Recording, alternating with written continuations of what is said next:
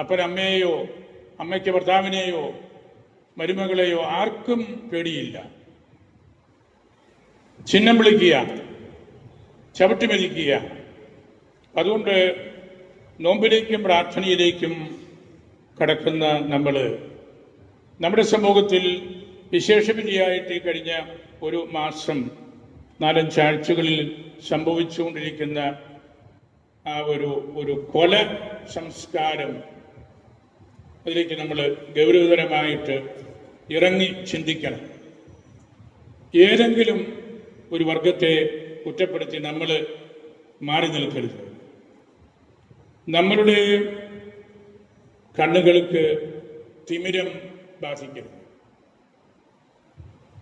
തിമിരം ബാധിച്ചവരാണ് അനാവശ്യമായിട്ട് ഇത്തരം പ്രവണതകളിലേക്ക് പോകുന്നത്. അശ്ലീല വാക്കുകളിലേക്ക്, വളരെ മോശമായ വീഡിയോകളിലേക്ക്, മനസ്സിൻ്റെ സമതല തെറ്റിക്കുന്ന സമ്മേളനങ്ങളിലേക്ക് എല്ലാം പോയിക്കൊണ്ടിരിക്കുന്നു.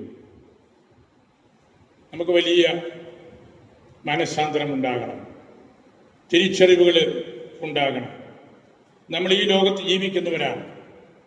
ഇവിടെ സംഭവിക്കുന്ന കാര്യങ്ങളൊന്നും അറിയാത്തവരെ പോലെ നമുക്ക് ജീവിക്കാനൊക്കെയില്ല. അതിനോട് പ്രതികരിക്കാതെ നമുക്ക് മുമ്പോട്ട് പോകാനൊക്കെയില്ല. തരക്കേടില്ലാത്ത വിധത്തിൽ മാധ്യമക്കാർ എവിടെ ഇരിക്കുന്നു, രണ്ടുപേരും വളരെ ഗൗരവതരമായിട്ട് ഇത് ചെയ്യുന്നുണ്ട്.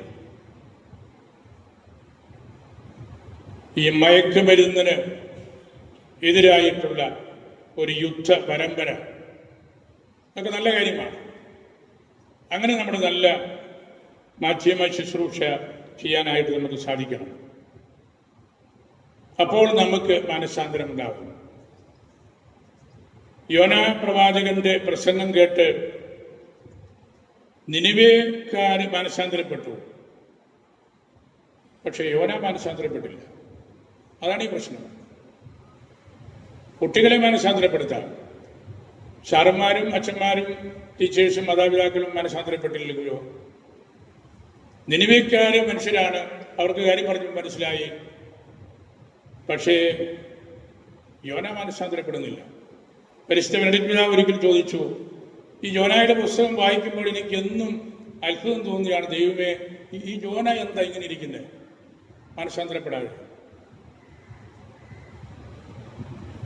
കർത്താവിന്റെ കരുണ യാചിച്ചു വന്ന പാപിനിയായ സ്ത്രീ മനസ്സാന്തരപ്പെട്ടു. വിരുന്നൊരുക്കിയ ശിമോൻ മനസ്സാന്തരപ്പെട്ടില്ല.